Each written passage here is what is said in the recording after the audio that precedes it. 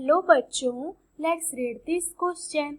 The question says that the number of electrons in a neutral atom is equal to its dex.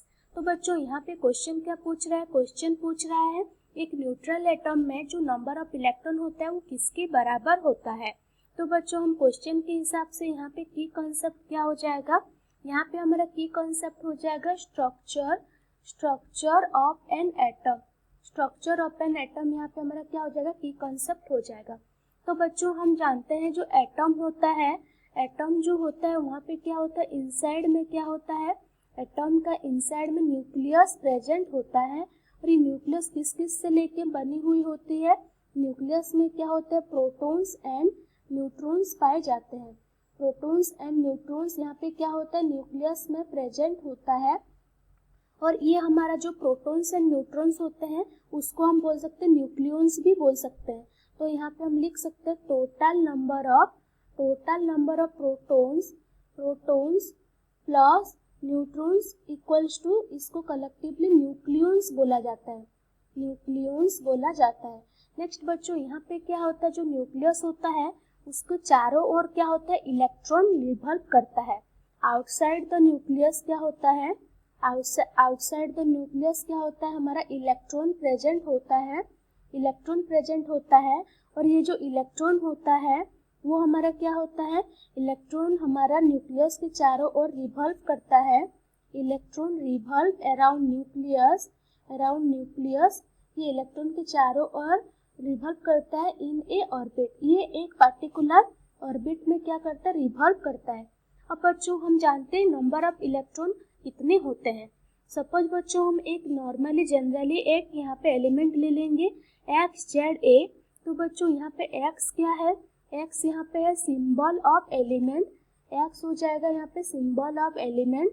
और यहाँ पे जो Z है, Z क्या है, यहाँ पे प्रोटॉन नंबर हो जाएगा। लेकिन बच्चों अगर कोई भी एटम अगर न्यूट्रल होगा, इफ न्यूट्रल एटम, न्यूट्रल मतलब वहाँ पे कोई भी चार्ज ना हो, वो वहाँ पे क्या होगा, न्यूट्रल एटम में क्या होगा, जो Z होता है वो क्या होता है, प्रोटॉन नंबर भी होता है, प्रोटॉन नंबर। और यहाँ पे क्या होगा, इलेक्ट्रॉन नंबर भी हम बोल सकते हैं। मतलब number of proton equal to number of electron for neutral atom क्या होता है, जितने नंबर ऑफ प्रोटॉन होते हैं उतने नंबर ऑफ इलेक्ट्रॉन भी पाए जाते हैं। और यहाँ पे बच्चों A क्या है, यहाँ पे हमारा A हो जाएगा मास नंबर, A हो जाएगा यहाँ पे मास नंबर। और मास नंबर हमको पता है क्या होता है, वो होता है टोटल नंबर